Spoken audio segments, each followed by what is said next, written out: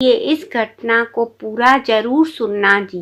एक बार डेरे में काम चल रहा था, तो उस काम को बहुत जल्दी पूरा करना था। इसलिए डेरा मैनेजमेंट ने बाहर से 4 मजदूर बुलवा लिए और चारों वहाँ रोज मजदूरी करते और शाम को अपने पैसे लेकर वहाँ से घर लौट आते। इन चारों के साथ कुछ सेवादार भी काम किया करते थे और शाम को बाबाजी सेवादारों को दर्शन देने के लिए आते, तो ये मजदूर भी वहाँ दूर से सब कुछ देख रहे होते थे। और इन चारों में से एक मजदूर अक्सर सोचा करता था कि हम चारों को तो शाम को मजदूरी मिल जाती है, लेकिन ये जो बाकी के लोग पूरा दिन काम करते हैं, ये सिर्फ अपने सतगुरु के दर्शन करके ही घर लौट जाते हैं। आखिर ऐसा क्या है इनके सतगुरु में? तो इस मजदूर ने इस बारे में अपनी पत्नी से भी बात की। इसकी पत्नी भी बड़ी धार्मिक किस्म की औरत थी, तो वो कहने लगी कि आज आप वहाँ निष्काम भाव से सेवा करना और शाम को आप भी सतगुरु के दर्शन करके घर लौट आना। आज हम रोटी नहीं खाएंगे तो मर थोड़ी न जाएंगे।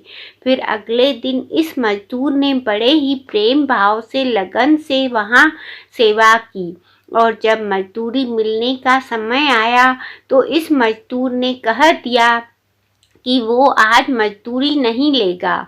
उसने आज यहाँ सेवा की है और इसलिए आज वो भी सतगुरु के दर्शन पाने का हकदार है।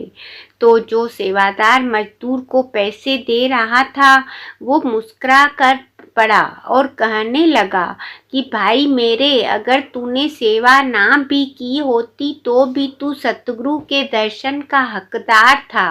बाबाजी कभी भेदभाव नहीं करते, लेकिन मुझे अच्छा लगा कि तूने आज गुरु घर में निष्काम भाव से सेवा की है। तो इसके बाद बाकी के तीनों मजदूर वहाँ से मजदूरी लेकर चले गए और ये मजदूर वहाँ सेवादारों के साथ लाइन में बैठ गया।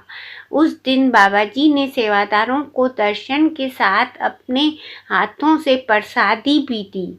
मजदूर सतगुरु के हाथ से प्रसादी पाकर बड़ा ही खुश हो गया और वो डेरे से अपने घर की तरफ निकल पड़ा। जब वो रास्ते में था, तो उस समय पीछे से उसके घर पर मजदूर का छोटा और बड़ा सगा भाई आया और उसने मजदूर की पत्नी को कुछ कागज और पैसे दिए और माफ़ी मांगने लगा। मजदूर की पत्नी जब तक उससे कुछ पूछती, इतने में वो वहाँ से निकल कर चला गया। फिर कुछ देर के बाद मजदूर जब घर लौटा, तो पत्नी ने सारी बात बताई और पैसे के साथ साथ वो कागज भी मजदूर के हाथ में रख दिए। साथ संगत जी, वो जो कागज थे वो इस मजदूर और उसके भाई की पुश्तैनी जमीन के कागज थे।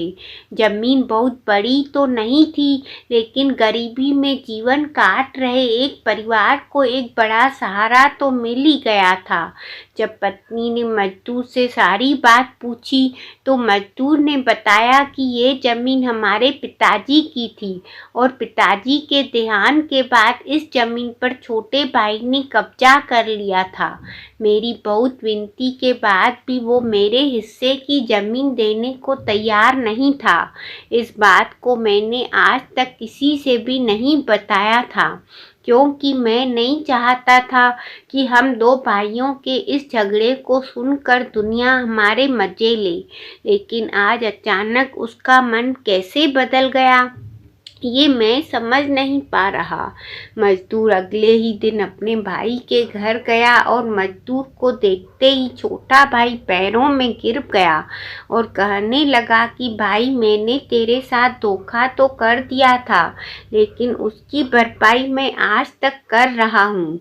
आज मेरी पत्नी और बच्चे दोनों को कैंसर हो चुका है और ऐसा इसलिए हुआ क्योंकि मैंने अपने भाई के साथ धोखा किया था और उस ईश्वर ने मुझे इसकी सजा साथ ही साथ साथ दे दी। उस जमीन पर खेती करके मैंने आज तक जितने पैसे कमाए थे उसका आधा हिस्सा ब्याज के साथ मैं तेरे घर दे आया था और अब से इस पूरी जमीन पर तेरा अकेले का हक होगा। मजदूर सोच में पड़ गया कि इतने सालों बाद आज ही क्यों इसका मन बदला। तो मजदूर को सारा खेल समझ आ गया कि उसने आज सतगुरु के घर निष्काम भाव से सेवा की थी और सतगुरु के हाथों से प्रसादी भी ली थी और सतगुरु ने उस सेवा का फल मुझे इस रूप में दे दिया।